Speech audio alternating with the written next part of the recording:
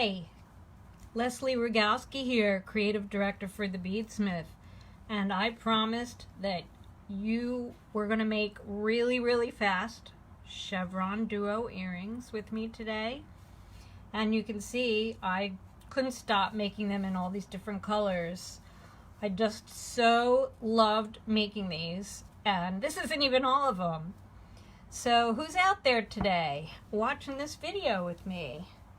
Check in. Sorry, it's a little dark in here, I guess. But the materials for these are just really fun, and because there's only a few of them, you can just play and play and play with your favorite colors. I have a bunch of stuff going here. I have the Chevron Duos in this travertine, which I absolutely love. I find it very kind of ethnic and global village. And besides the Chevron Duos in different colors, we're using gem duos. And again, my favorite beads, we've got the backlit gem duos in a couple of these. Hello, Leslie. I know, the backlits are great, aren't they? She said she loves the backlits.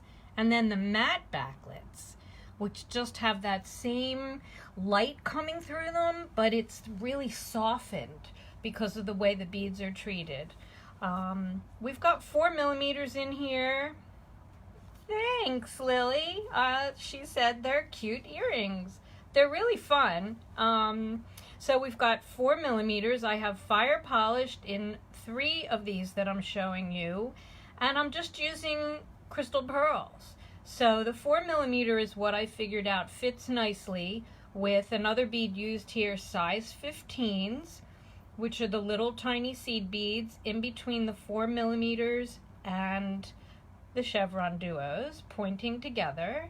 And then we've got some 11s for accents. You can see better in the green version here, where you've got the champagne colored gold, and then the 15s are the dark green. And then of course the dangle are daggers. And look at these. This is an etched dagger. Wait. Haha, look at this. This is, I knew I didn't have a plain etched in silver. This is a matte backlit dagger here. So again, you have that luminescence with the softness. Then the other 3 are all two of these are tattoo daggers. Look at this. This is the shiny one, and this is a matte one. This is a wing pattern, and this is, I think it's called Target. Or sorry, I forget, but it's a wasabi with a purple, just this really beautiful color. And then here we have an etched bronze. And the thing I like about this, especially when I use it with something like travertine, is it just looks like it's an antiquity. Let me give you a better look so you can see the texture there. I know, right? All right, so you ready?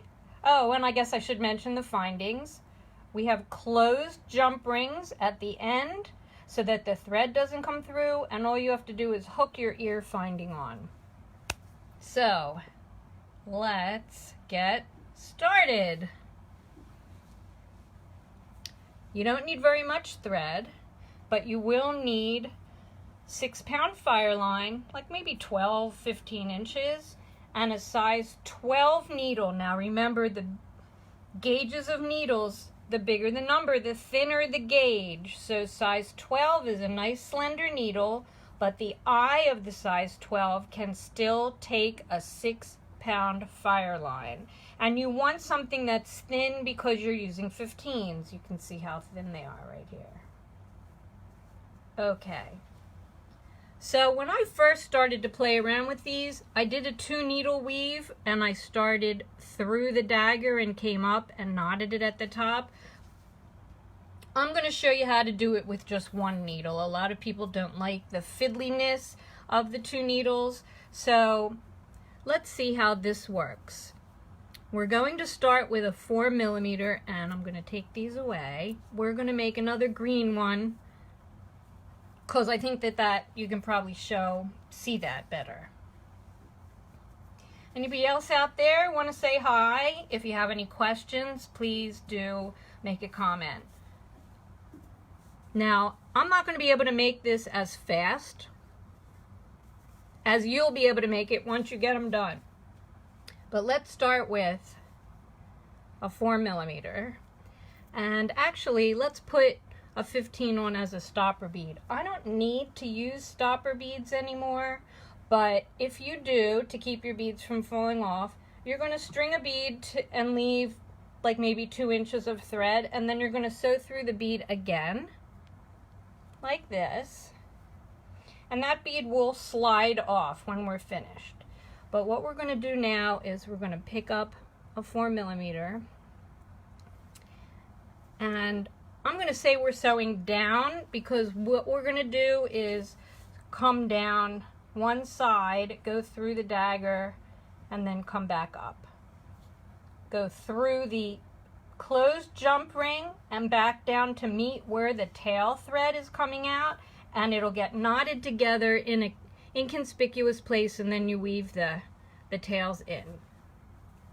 Okay, so the next thing we do after we come out of the fire polish or the 4mm is pick up an 11 of this lovely sort of rose gold color and 5 size 15s.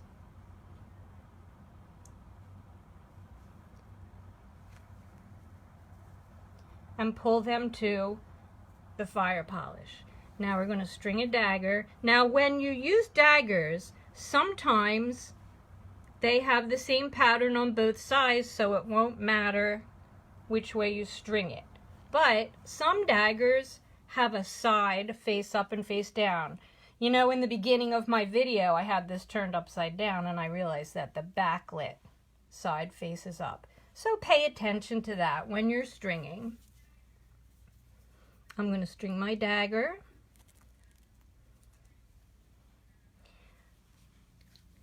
And now going back, I'm going to string 5 15s, 1, 2, 3, 4, 5, and I'm going to sew through the 11 and the 4mm that I picked up in the beginning. Be careful not to sew through your stopper bead. Do not sew through that. That's going to get removed. There's your dagger section. Pretty easy so far, right? Now we're going to pick up another 11, 2 15s,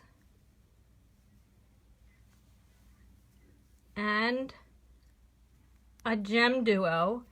Now the gem duos have an upside and a downside. They have a back that's flat, usually coated with a silver, and of course you want the backlit side showing. So we have the gem duo. Now we're going to pick up a 15, a 4mm, and a 15. So there's no stitch technique in this project. It's really just stringing with a needle and thread. So we're going up one side of the earring and down the other. Whoops. Look at that. I already made a mistake. Forgot the Chevron Duo. How could I do that? They're kind of the stars of the show here. So we have the gem duo on. Now, make sure when you string your 2-hole beads that you check both holes. You want to make sure that both holes are clear, and usually you can look through and see light through them. In this project, the Chevron Duos are facing points together. So once you've strung your gem duo, you're going to string one Chevron Duo through, let's say, the right side leg, point up. Now we're going to pick up the 15 and the 4mm and the 15.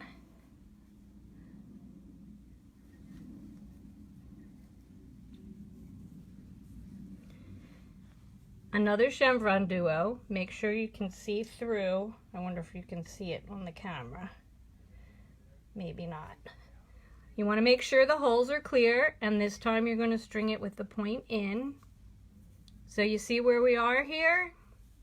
Look at that, side-by-side comparison. All right, now we're going to string the gem duo through the right hole, 2 15s, and 11. Pull them to the Chevron Duo and make sure everything's sitting properly. Now we want a closed jump ring. And we're going to sew back through the 11. Now if you want, you can put another 15 on there, but I'm just going to go right back this way. All right, back through. Now we're going to sew down the other side and we're going to mirror what we just did. So I'm going to pick up 2 15s and sew through the Gem Duo and the Chevron Duo. Now we're going to pick up the 15s and the 4mm to go in between. 15, 4mm, 15. And we're going to sew through the Chevron and the Gem Duo on the bottom. Now we're getting close to where we're finishing. You're going to put your needle down and carefully remove your stopper bead. It should just slide right off like that. Now you're going to pick up 2 15s. And you see where the tail thread, let's see if I can zoom in a little bit for you here. The reason I'm doing this way and having you do it this way is so that when you knot the 2 threads together here, it's going to be in an inconspicuous place near the larger beads, so you won't see where the threads knot. So remember, the thread is coming out of the 4mm, not the 11. So I've strung my 2 15s and I'm going to go through that last 11. So now my thread and my tail meet. Here's where I knotted off. You're just going to tie a square knot. Make sure that the knot is between the 11 and the 4mm. So I just tied one overhand, and now I'm going to finish my square knot. Tie it again, make sure that that stays right there. And now I'm just going to sew in my ends. I'm going to sew my working thread through the beadwork, and it doesn't matter which way you go, you're just going to get that end out of the way through a few beads and trim carefully. And then you would string your tail on a needle and weave that out of the way. Now you're going to take your ear wire, open up the end. I forgot my pliers. Put that on. It's always something, isn't it? I left my pliers on my desk. You're going to close that ear wire and you're done. So, okay. Hello, Pakistan. Hello, Oregon. Hello, Carteret, New Jersey. So that's it, you guys. I mean, how long did that take me, even going slowly and showing you how to make these little earrings? So the dynamics of it have to do with the beads that are used and the colors that you choose.